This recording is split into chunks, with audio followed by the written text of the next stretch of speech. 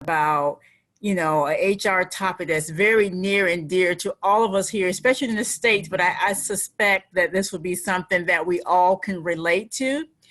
And it's about onboarding a multi-generation workplace or workforce. And as you guys know, we have 5 generations in the workplace, 5 generations in the workplace. And it really causes, you know, a challenge for some of us as HR professionals because their needs are different. Would you guys agree with that? And so today I want to navigate on how we can really onboard a multi-generation workplace. And I'm just going to take you over a summary of some of the things that I have found to be very helpful. So the first thing I want to talk about, and I don't know if you guys recognize the difference, but onboarding versus new hire orientation. Is there a difference? And a lot of you guys probably do more new hire, but as we onboard a new workforce, a generation, multi-generation workforce, one of the things we have to be mindful is that we have to really strengthen our onboarding process because it helps us attract and retain employees. Would you agree with that? So let's really get into the difference with, you know, onboarding is a process and orientation is very tactical and it's all the paperwork. You guys know the new hire forms, the W-9s, the taxes, direct deposit, whatever the things that you use to onboard or new hire orientation is pretty much paperwork. Well, we want to talk about how we can move away from just new hire orientation to onboarding. So for me, I came up with 4 C's to onboarding. These are building blocks that I think are very helpful for all of us when we are onboarding our new employees. You got compliance. Compliance is when we're doing, I don't know, in the States, I know we do our tax forms. You know, we want to make sure they have their benefit forms. It's technical. It's all the new hire HR forms that you need. So that's the lowest level, include teaching employees basics about the legal and the policies and regulations. So that's compliance, everything regarding compliance. Then we have the clarification. And that refers to ensuring that employees really understand their jobs. How many of you guys know that we can hire people and they still think they don't understand their jobs? This is what the clarification building block is all about. Culture. I cannot express that enough. We are living in a day where things have changed and you have to ask yourself, does your culture aligns with a multi-generation? Your culture. So you want to have a broad category that includes providing an employee with a sense of both a formal and informal organization of your norms. Okay. And the last one is, let me move this out of the way, is connection. How many of you know that we live in a world that is connected? Me and Rita are connected 12 hours away and we're connected. Well, that's the same thing with your employees. They need to be connected as well. And so we're going to kind of build on some of these building blocks, but I really want you to know when you onboard, there's 4 components that you must keep in your onboarding. You got to have compliance. We know we got to talk about policies and procedures and regulations. We know that's a must. But we also, in order to attract and retain and minimize chaos in the workplace, clarification of your job responsibility and expectations. I can't tell you how many employees leave organization because they said, I don't know what was expected of me. I didn't know I was supposed to do this here.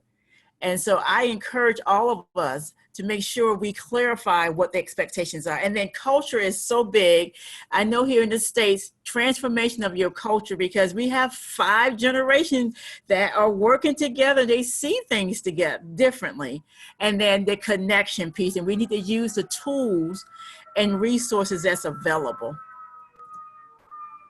And there also is a strategic onboarding process.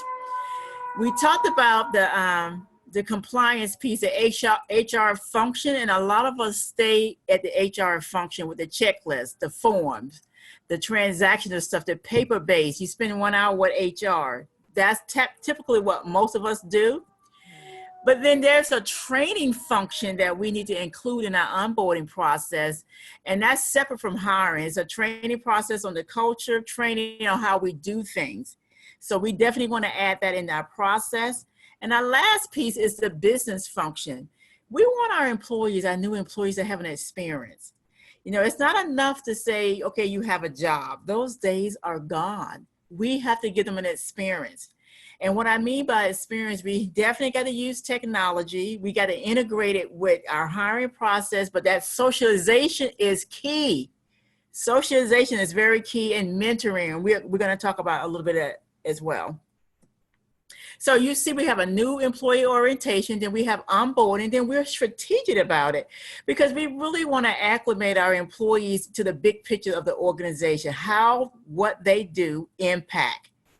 That's so important because, for example, the millennials, they always want to know what I do, what's the bigger good in it? What's the purpose? How do I impact? It's no longer performing a job. They want to know the global aspect. So we want to make sure we got to do some new hire orientation piece, which is the functional stuff with the checklist, the paperwork. We got to do that. I know that. But we want to train them. And our training is set the culture, the expectation. And then we want to onboard them from a global standpoint as well, strategic. So let's talk about today's talent. Who are these people we're talking about as far as multi-generations? I'm glad you guys asked. We got candidates all over the world. We're global. I'm talking to you guys. I'm here in Atlanta, in the United States. We're global. Our employees now have access to everyone. So we have to be mindful when we are recruiting that we have to take the same approach when we are onboarding. Right now, we have 61 million boomers in the workplace. They're the second largest generations in the workplace. And we're hoping they're going to retire, but they're not. So they're still going to be here. Then we have 43 million Gen X, approximately. These are the hoping to take over. And this generation is the generation that has really been sandwiched in between, okay? Then we have our 86 million millennials that are college graduates. They're the largest generations in the workplace, the most often talked about generation, but often misunderstood. You hear a lot about the boomers and the generation, millennials, but you very seldom hear a lot about the Gen X. We are sandwiched in. And then there's another generation, which is, we call them the silent generation. And they're about 70 years old. They're still in the workplace and they're working part-time, but they're working because they need some money. And then the last generation, we don't have a whole lot of data on them, but it's the Z generation. They're 18. They're coming into the workplace. So now we got a conglomerate of different generations in the workplace.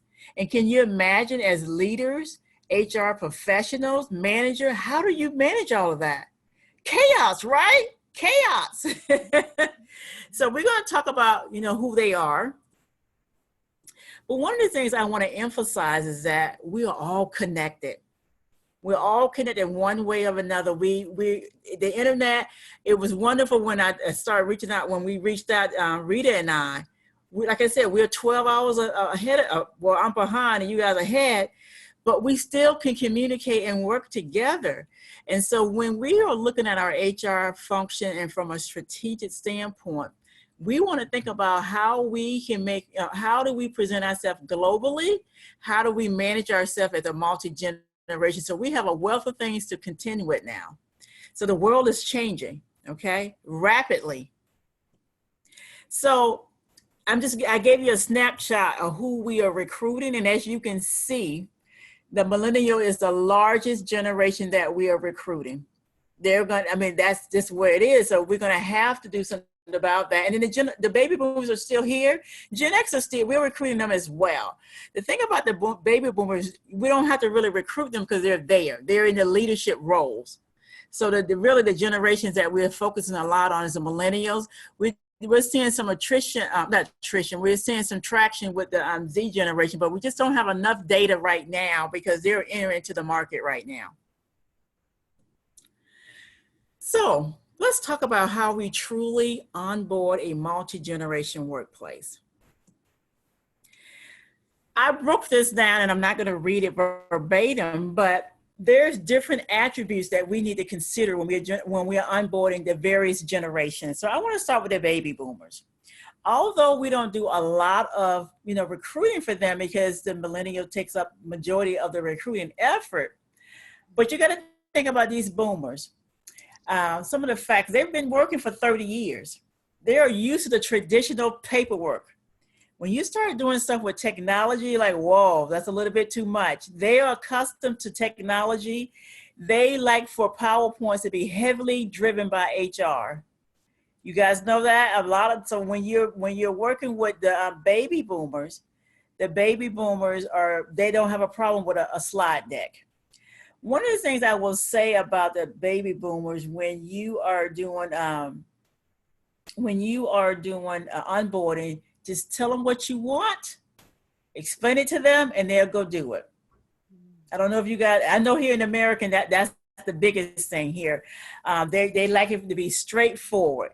They like policies and procedures. They want to know what they can and can't do, which is interesting, right?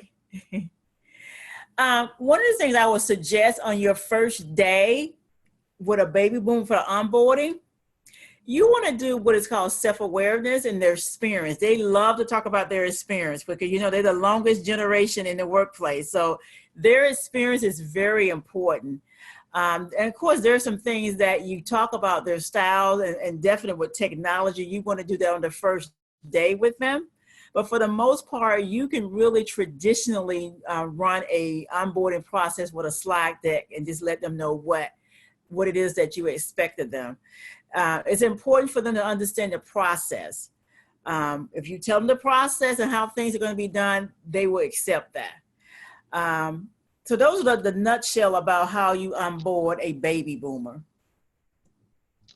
Gen X, who am a Gen X in here? I'm a Gen X.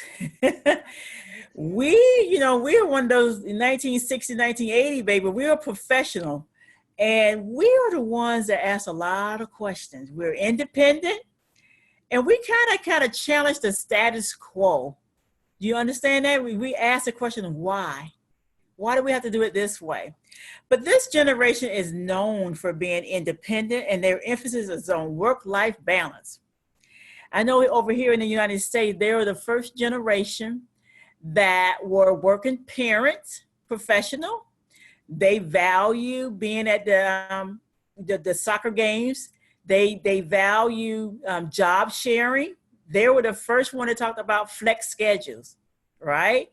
And so their program, you may want to, for their program, the onboarding program for them should probably be incorporated as self-guided. Make sure you just guide them. They don't like to be told. That's why they ask a lot of questions. So just make sure you self-guide them.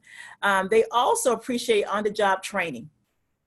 So I will recommend that when you're onboarding them, have a process in place where you can onboard them from on-the-job training. They like the buddy system. Just tell them what they need to do and they will do it. They're not the ones that's going to sit there and have you talk to them all day. If you can give them a process or training that is self-guided, that's going to be best for them because they're very independent. On the first day, like I stated before, mentorship and coaching programs are a great way to feed the Gen X. They like independence. They want to know about the company culture. They want to know how they can work on a couple of projects. They're ready to go to work. You don't have to hold their hands. Just tell them what they need to do and they'll get it done. But mentoring is a great way to help them, acclimate in the organization. So that's one of the biggest things. But my wonderful millennials, we love them, right? They have really disrupted the organization in a good way, I think. These millennials, they're new to the workforce and they love technology. And you definitely do not want to read off a slide deck for them. You want to make sure their orientation is interactive. But one of the things I think they prefer when you're onboarding, they want to make sure that what they do is meaningful. They want, it's purpose driven. It's truly purpose driven for them. So when you're onboarding them, you want to incorporate things that are social with experience. And then I don't know if you guys heard of gamifications, but that's big over here in the United States, where you have games incorporated in your onboarding. That's how they learn, because they want to have fun, right? So one of the things I would recommend when you are onboarding a millennial, you make sure you have a process in place. Make sure that key performance indicators are outlined, because they want to know specifically what they need to do to be successful. This generation loves feedback. You know, other generations, no news is good news. But for this generation, for growth potential, they want constant feedback. That's why coaching is going to be very important. I think the social aspect is going to be very important. A lot of my clients that I work with, when they're onboarding this particular generation, one of the things they're doing is buddying them up with another coworker, because that's how they really learn from a socialization standpoint and from a technology standpoint. So you have to incorporate relevant technology, okay? And again, one of the things they want to know what, you got to be very clear about what it is that you want them to do, because they are going to follow it by the T in order for them to be successful. So let's talk about when we're doing onboarding, we should not dread it. It should be exciting. It should be something. So we're going to talk about some best practices, some things that we can do differently. And I want to talk about 4 areas that I think that we can talk about from a best practice standpoint. And the question is, what does the new employee need? And we'll talk about that. So it's self-efficacy, role clarity, social integration, and knowledge of their culture. And we're going to talk about each one of them. So what we found is that when we surveyed multi-generations in the workplace, these are the things they came up with. That self-efficacy is a sense of belonging, okay? So let's talk about that. The cycle of self-efficacy, you know, yes, we talk about the believing in their future success, and we realize that it requires hard work and experience. But when they are pretty much new in the workplace, sometimes they are challenged with this cycle of self-efficacy, because sometimes you're going to experience failure in the learning process, and they're going to they have to power through disappointment. So that's why that is really key, because in most cases, especially for the millennial, this is their first job. So they really are trying to achieve success at a faster pace. But we want to let them know that there's a process to it. Have you guys ever heard have you ever experienced this here, where you've had an employee, and I'm gonna pick on a millennial, nothing negative, but say for example, you had a millennial in your workplace, and in 30 days, 60 days, they want to know about a promotion. Have you guys experienced that? We experience that a lot in US. And so that's why the coaching is very important, so you can make sure they really truly understand, you know, what it is that they are hired to do. Role clarity, this is huge.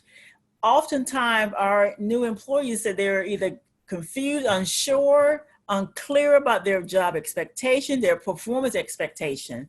How many of you guys, with a raise of hand, how many of you guys really sit down and go over job expectation? Just raise your hand, just out of curiosity, because it's really important. And sometimes we have to be very clear about that. And that's when we lose our employees, when we are not clear about their expectation. So role clarity is important. Social integration. We are socially connected. And so now we have to find ways to continue to connect our employees. And of course, you know, we got YouTube as an organization, we got Google, we got Facebook, we got Instagram, we got so many ways that we can keep employees integrated. One of the things I have said to many organizations is that, especially when we are recruiting globally, the fact that we should probably put a Facebook new hire group together so they can interact with new employees, because we interact socially better than in personally. So make sure you incorporate a social integration piece into your onboarding process. It cannot be all manual. And then your company culture.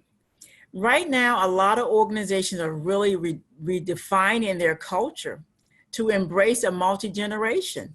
So you got to make sure you do your values and your mission and vision. And so one of the things I have recommended is that in your interviewing process, this is key. Your core values, your mission, and your vision, you need to be interviewing to these different components, because you want to have a culture that has embraced all multi-generation. And the reason why I say that, let me give you an example. I've had a client that worked in a very traditional work environment where, you know, the technology was not easily embraced. And so the younger generation pretty much left because they had a very high turnover, because they felt that they can be very more productive with the integration of technology. So I would strongly encourage us to look at what it is that the employees are looking for and the makeup of your organization, and incorporate some of that so you can embrace that. We want to have a generation inclusive workforce. So we want to keep that in mind as HR professionals. The new hire engagement, like I talked about the Facebook, keeping, and the purpose of Facebook, it keeps, you know, employees engaged with the new employees, a new hire, I should say. It talks about key events within the organization. It's the state of the company. So if you have a platform, and it may not be Facebook, but whatever your platform is, you may want to use it, because we have found very much success with that. Employees have told us of all generations that they felt a sense of belonging. So that's important too, a sense of belonging. Gamification. Have you guys heard of gamification? Gamification is huge here. And companies that incorporate gamification into their onboarding process, they experience better performance, high level of engagement, higher retention rates, better alignment with your onboarding and learning development initiatives. Now you may be asking, Tanya, what is that? What is gamification? And gamification is a platform that you can use to engage employees on policies and procedures, goals. It's just a great learning tool, but it's games. You're playing games with it. So you put in what you want in there to keep them engaged. You can put a whole onboarding process that's centered around playing games. And we have found that employees retain it better and they're more engaged. And so that's what we truly want, is engagement. You know, the whole purpose of doing an onboarding process, you want employees to feel excited about being a part of the family. So we talked about some of the things about onboarding. Let's talk about the generation onboarding model that I think is very, very beneficial. Again, we talked about the new employee orientation, forms, checklists, compliance, transactional paper. We need that. We can't get away from that. Now you can automate it, but we do need that level one. True. Formalized onboarding, you gotta train. You gotta do some culture, compliance, and performance management. That's the formalized onboarding process. Now you're beginning to ask, or beginning to incorporate how they get integrated into the organization. And we talked about the strategic onboarding is an intended program. And let me just pause here, because oftentimes we find that HR is the only component of the onboarding process. It should include your key leaders and your high performing employees, because they're the brand for your organization. So it shouldn't just be HR only. So I would encourage you to incorporate the key leadership in your onboarding process. You also want to have your high potential employees in there to be your spokesperson. And then you want to have clear ownership, and you want to have some technology in there. You want to incorporate all of that in there. And I think that becomes a very much robust strategic onboarding process.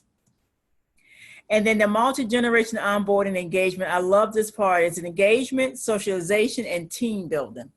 Now, what I have encouraged organizations to do is that when you get to the level 4, especially when you get into multi-generation onboarding, You got to get them engaged with other employees in the organization. What we've done in a lot of organizations, we've incorporated shadowing different departments.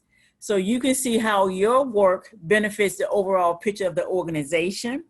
It's great for your team to be able to embrace the new employee. So we need to have some team building going on as well, a part of your onboard. And of course, that's a whole part of socialization. You know, we surveyed a lot of employees that left organization. And one of the things, like I said, the major exit interview is that role clarity was a big one. I didn't really fully understand my job expectations. I didn't get any feedback. They want feedback. You got to get feedback. And then I don't feel like I knew anybody. There was no socialization. And I don't know what I do, how it impacts the whole organization. And I thought that was very interesting because in the past, it seemed like no one really cared. You just did the new hire paperwork and they went off to their business units. Now you have employees are wanting to know more. And because we have a multi-generation in the workplace, it's great for them to understand the different generations so they can better communicate. Now, we talked about what we should be doing, but we all know there's things that go wrong in onboarding, right? We're going to talk about how we abandon candidates after they accepted the job, overloading new hires, overlooking pre-boarding activities, not making onboarding digital or mobile, onboarding team members and managers missing in action. Abandoning candidates after offers. In today's market, especially in the US, is under 4%. Do you know what that means? When you can't no longer wait and have a line of 6, 7 candidates in the pipeline. If you see a candidate that you really like and you know that's going to fit, you need to act on it now. And because you may lose them to someone else because the unemployment is under 4%. But what often takes place is that once we make the offer, we abandon the candidate. You have to continue to make that a part of your process. You have to touch bases with them because guess what? They're shopping for more opportunities. How many times have you guys offered somebody an opportunity and they start in 2 weeks and just before they're supposed to start, you get that phone call, that email, they found another opportunity. Is that only in the US? I know we do that. That happens to us a lot. And so what we do, we try to keep them engaged until they come on board. That's why a Facebook or some type of social platform is great for them to get integrated on the new hires. Confusing orientation with onboarding. I think you need to be clear about what it is that you want. There's an element of onboarding that we used to call orientation, but what has happened is that we use the tactical checklist, all the form that's a part of getting people, employees acclimated into the process. And that is not how we need to do it. We have to take it a step further. We have to really get the social integration piece and engagement piece in place as well. And we have to really be clear about what our expectations are, the job expectation, and how do they get from A to B. And oftentimes, again, when we do orientation surveys, we have found that employees, the things that we don't do in onboarding is the reason why they leave. So the question is, what is our purpose of doing our onboarding? It needs to be well thought out. Employees know when you're not prepared for them. They really do. Have you ever been in an orientation, you got information overload? Information overload where I remember in my day, in my heydays, back 25 years ago when I used to do orientation, we used to put them to sleep because we're reading decks. There's no interaction. There's no game. It's all just information. And what we want to do, truly, we really want to give our employees an experience. We want them to see the organization, how it operates. So there's going to be some information that we do need to give them, but we need to break it up and give them an experience so they can walk away feeling like they are valuable, but they're going to add value. Okay. Overlooking pre-boarding activities. So you may want to say, what do you mean about that? In your orientation, you need to have some activities, especially if there's a group of people and if they happen to be multi-generation, why not have activities during the orientation?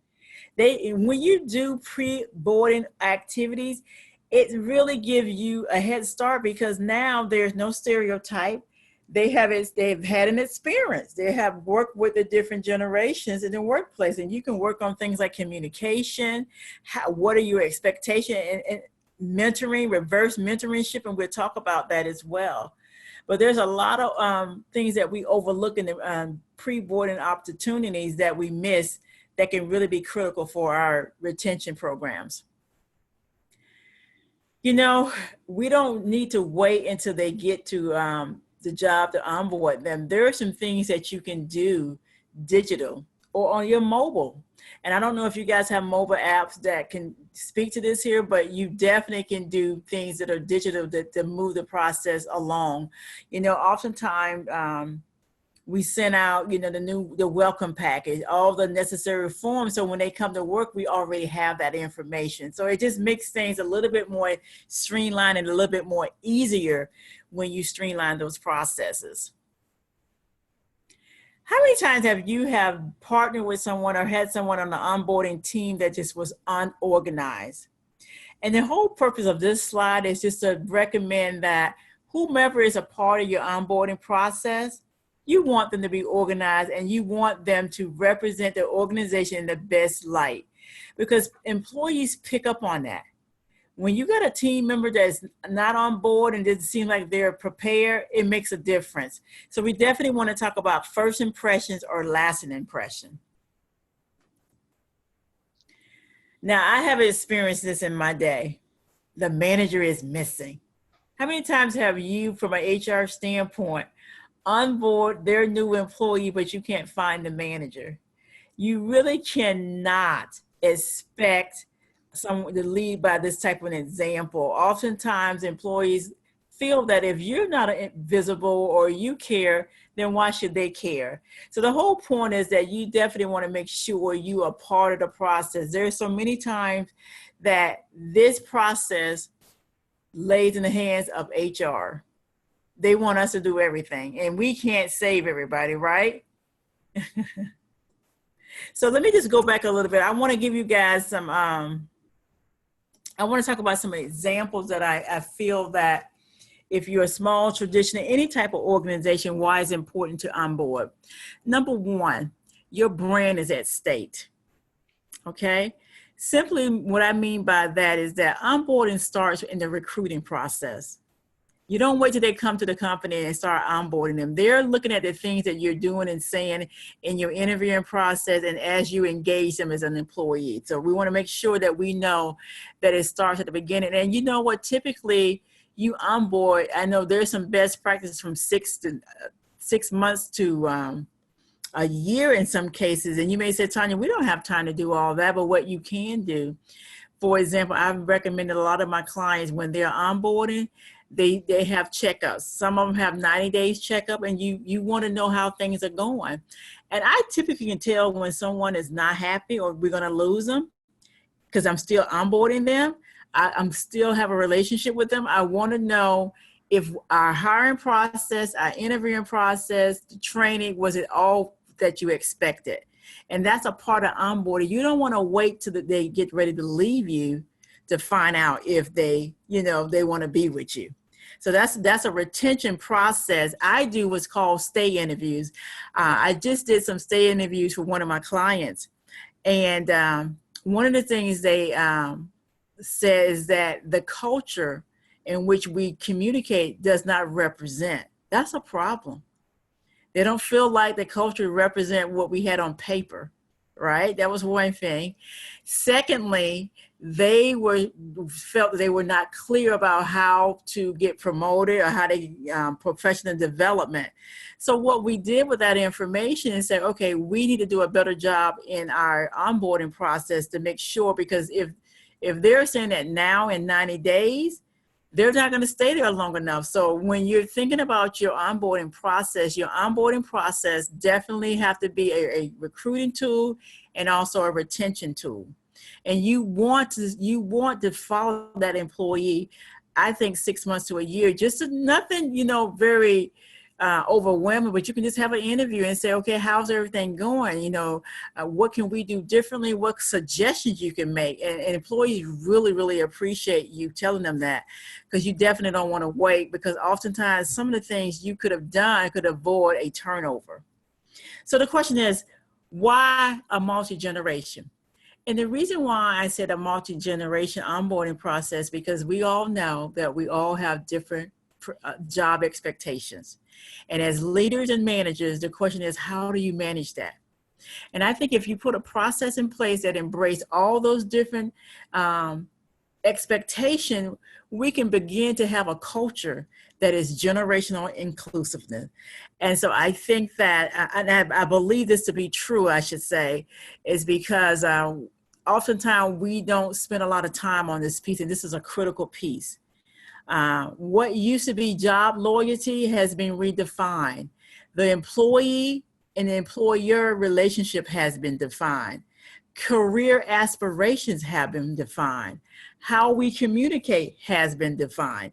So I just like to make note that because we have a changing in a global workforce, include that in your onboarding process, because people want transparency. The employees want transparency, and they want to know that you care. So with that said, I know we're at 10:46. So I want to open up for questions so we can have a dialogue about some of this. Okay, thank you. Thank you very much, Antonia, for the wonderful presentation. I've learned a lot from it. So Mr. Ben, you have a children activity, so you can continue until finished. So do you want to ask any questions before you leave? Yes, thank you. It's very interesting to get the understanding how to differentiate, how we onboard every generation. But again, I'm living in a company with many generation. We have 60 years old key person in our company, and also young, very young person in our entry level. But may I asking to you, Tania, how to combine on board in the same time as per your experience? How do you get you said, how do you get your onboarding experience? Yes, in the same time. Well, you know what? I think what you can do, I'm gonna make sure I understood. You said you have an older generation and a younger generation? Yes, yes. When we decide to hire a multi generation in the same time, so we have to onboard in the same time as well. So how's the strategy of as per your experience? Okay, you were breaking up a little bit. So, and Rita, if you want to jump in for interpretation purposes. What Mr. Ben is saying is that if they have an like baby boomer older generation. Okay, wait a minute. I can't hear you as well. I can't hear you as well. Do a little bit louder. Okay, so what Mr. Ben is trying to say is that if they have two people onboarding at the same time, one is at the older generation, while the other is a millennial. How do we do this onboarding thing? I think you need to incorporate both. So what you need to do in order to develop a program, because you are going to have that, you're going to have an older generation and a younger generation. And I think you, just like I was talking about, take some components of both of them, incorporate it in your onboarding process. So for example, your traditional people may want the slide deck, and that's fine. They want just a regular presentation and a talking head. But your millennial wants something interactive. And I think what you can do is do a combination of both of that in your onboarding process. So you may ask the question, how do I do that? If you already have people in your organization as a multi-generation, I would do a focus group and ask them what would be beneficial for you in the onboarding process. So I don't think you should throw out anything. I think you can incorporate as much as you can. And I do think in the onboarding process, you need to have a section in there understanding the differences. So when they walk away, they could better understand each other, how we communicate. That's a perfect time to incorporate generation inclusiveness in your onboarding process, especially if your organization is beginning to be multi-generation. Does that help? Thank you, Tonya. Okay. Thank you. Yeah. Okay, thank you, Mr. Benden. Yeah. So, Tonya, so what do you think if we have different sets of process for different generations? Do you think it's a good idea, or what is your advice? Say, for example, if we have this process for baby boomer, this set of a process for Gen X, and then another one for younger generation, millennial, and so forth. What do you think? Do you think it's a good idea? To have different policies, you said? Yeah, different program or different policy and different process. You know what? Rita, I think that we do so much segregation right now, and that's why we have a lot of chaos in the workplace. And I think the goal is that we have to work together. And at the end of the day, we have so much commonality, but we just do it differently.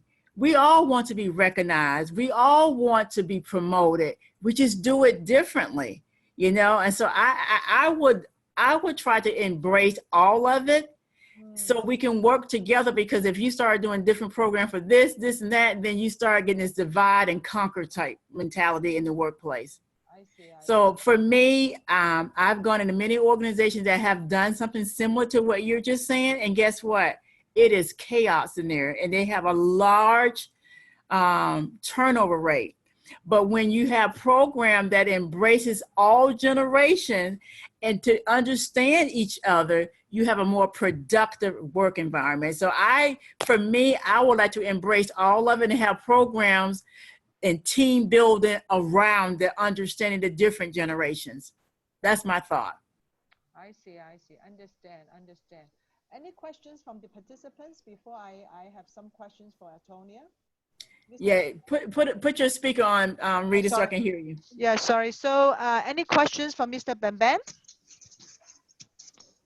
No. Okay, how about Maya? Maybe Maya?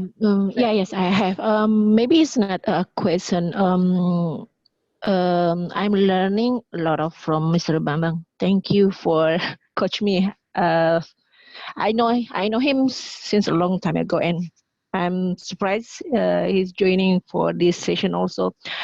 When I already see all of the slide, and we all do the things that Mrs. Tonya said, but maybe right now the problem is I'm not using for digital. I using kind of old things, old primitive, still sitting in the same room and make for conduct like telling them about the vision and mission our company, and then telling about the simple things, how is the company built and everything, but it's more effect for them than I use for digitally, because if I use digitally or using for their own phone, it's not working. It's totally different with us in Indonesia. So I'm still using the old one, still the same, sitting in the same room, and then we are introducing and we are make like conducting for vision mission and everything. That's all. Maybe that's I want to telling about the workforce in for millennial generation. I see. I think Maya has brought a very good point, right? Different countries may have their own different practice in terms of the use of technology. So, but Tonya, for some countries like Hong Kong, Singapore, and so forth, definitely I think an app would help us. But it varies between countries, that is for sure. So, any questions from Lynn? Any question from Lynn? What do you think from the Vietnam point of view? Yeah, so actually in Vietnam, we are we are quite quite simple because at this moment in our workplace is most of them is and Gen X and Gen Y, so we do not have like any boomer. So that's why we are we are a little bit simple for our generation, and most of like the onboarding at the moment we are not like you any digital yet. Also like something about more in traditional, like we have a slide to introduce about our organization, the org chart, the policy, something like that. And so we just do some simple like that. Oh, but that's good, because now I will say is that you definitely have to adjust according to your culture. Number one, this is some best practice. But you just said that you don't have as many baby boomers. You have more millennials, which makes it a little bit easier for you. But you still have to build something, because your onboarding is a tool to retain them too. So, when you have a multi-generation, it becomes a little bit challenging because you got to do a little bit here, a little bit there. But when you got something that's very simplistic, that makes it even easier for you. Just make sure you keep them engaged, because millennials definitely want to be engaged. So if you have a population that's only millennials, just make sure your processes and your onboarding is engaging and collaborative. That's what I would recommend. Yep. So I would like to have a question that so in terms of we are talking about engagement on onboarding process. So I would like to understand that so for the engagement, so is this like when we like finish onboarding with the new employee, then we already finished for the onboarding process, or we just like or if we so I mean that if our HR need to follow up them after onboarding, if they engage with the department after that, after few weeks or something like that. Yes. So what you can do is two different ways you can do that. You can have them engaged during the onboarding process, meaning that you're having various people coming into your onboarding and kind of talking to them about, the corporation, the company, and how what they do matters. But really, the real engagement takes place when you're done with the onboarding and they're going to their department. So you're absolutely right. You want to have them with a buddy system so they don't feel like they're alone. And you want them to get engaged into the culture and the company and what they do. So sometimes you want to make sure, if your organization is structured this way, where you can shadow different departments, that's a part of engagement as well. Because really, they can't be engaged with trying to tell you some things about the organization when it's their first or second day, but you can get them engaged in how other departments are operating so they can get the big picture. So that's an engagement piece. Yeah, because here we do have like the problem is so our onboarding process. So even we do that is very good. Like we can make the employee engage with, so for the first 1 or 2 days of onboarding, but after that when we send them to their department, but I'm not sure about the engagement while they are working in the department. So yeah, and see, that's why onboarding is a process. You really have to get your department involved. Like, for example, we've had organizations, they get their leadership, their supervisors prepared to onboard their members, their new employees from an engagement standpoint. So they have a theme sometime, they welcome them, they do maybe a luncheon, or they do a dessert, or whatever it is they decide to do. And then they go to key departments within the company and sit with people in shadow and see how things work. That is engagement, because now they feel like they're a part. So, and that's after the 2 days with you guys, or a day and a half, however you have it structured. But you want them to continue to be engaged, at least actively in the department within the 90 days, so they can see how things work together, as opposed to being on the island by themselves. So is it better if we could do something like onboarding program with each department so that we can clear what they are going to engage Yes. and training for us? Yes. Absolutely, Maya. Absolutely. I mean, Lynn, absolutely. That's the whole intent. Because you know what? I worked in an organization and employees didn't even know what the next department did and how it impacts them. And when you find out what you do and how it impacts the overall organization, then you are fully engaged into the organization and what you do. Now your position becomes of value because you've set with other people to see what you do and why it's so valuable. So we want to definitely give them an experience. We don't want to just put them in a seat and say we got another person. We want to make sure we give them an experience. And we want to monitor that and make sure they are fully acclimated. Yep. Yep. All right. Yeah. All right. Thank you. Thank you. No problem. That's a good question. Good question. So, Tonia, I have actually a question here. Can you put your mic on so I can hear you? Oh, sorry. I have a question here in regards to the process. You mentioned about 4 levels, right? Yeah. And for the onboarding model, may I know how much time does we take for each level? Because I think if you can go through 4 levels, you can get the staff engaged, and then the staff turnover rate, especially for staff at the stage of at the early stage of joining the company, would be low. So according to experience, how much time should we spend on each level of this model in order to make that the onboarding a success? Well, and that's a great question. Let me go back to it here. Let me just go back to it real quick. Okay, here it is.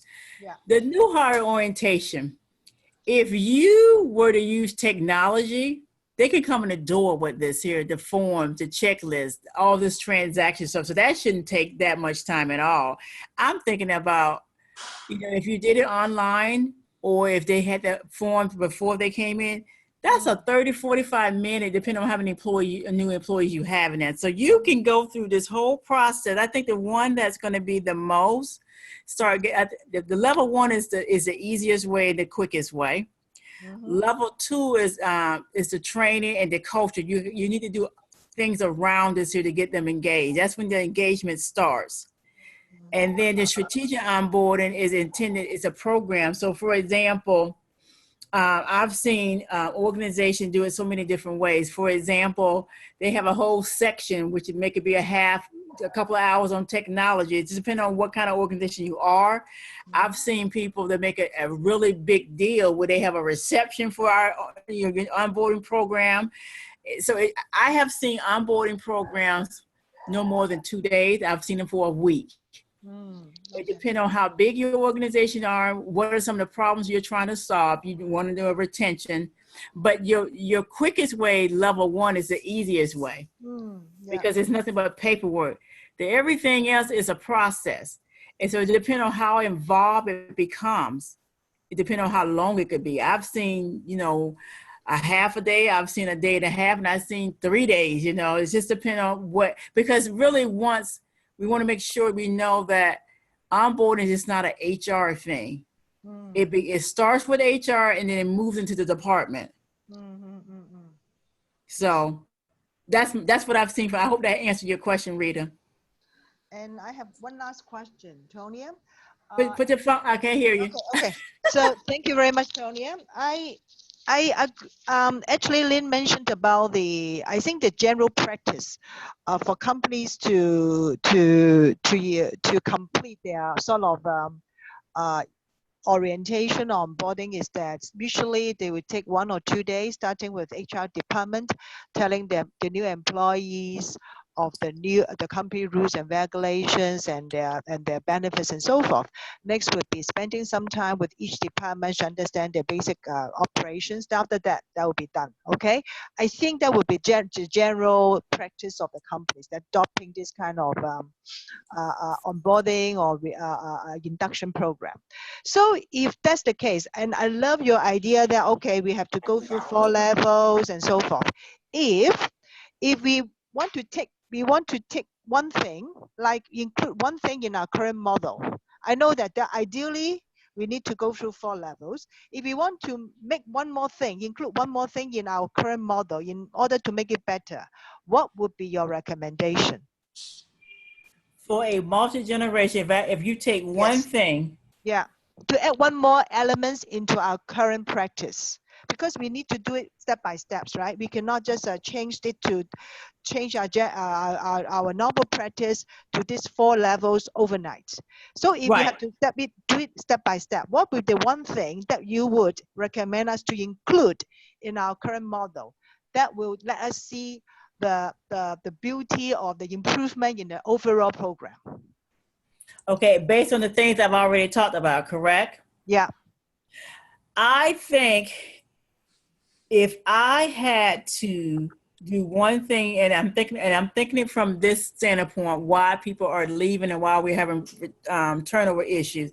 Yeah. The number one thing I'm thinking, if we can add and spend more time on, is I think, to me, level 2 is critical. And the reason why I say it is the culture piece is important to me. Performance management is important to me, and training is important to me. A lot of organizations don't want to train because they think the employees are going to leave, but if you don't train them, they stay, right? So I just really think training is very important, because we got an environment that's more educated and they want to learn. They're life learners. And so I think that we have to continue with training. Training is key to me. You can do gamification, and that's fun, but that's a part of training. It's a part of training. So I think culture is so important, because people stay with you when it's relatable to them, when it meets their purpose and passion. That's what I think. That's what I would recommend. Okay, so actually I still have one more, but anyway, I loved your gamification. Can you just give us maybe 1 or 2 examples on what it is about? Because something which is quite new to me, because I have not. Yeah, gamification is really good. Say, for example, you can do gamification. This is why you can do gamification. You can go over a concept in the orientation or the onboarding process, right? Say, for example, you went over a process about the culture, right? And you talk about the culture is innovative, creative, is perfect, whatever the culture is, right? You can have a game around there where they can play with each other and play games around your culture. You have to build that out. There's companies that would do that for you. So say, for example, they're playing with one of their peers that may be another generation or the same generation.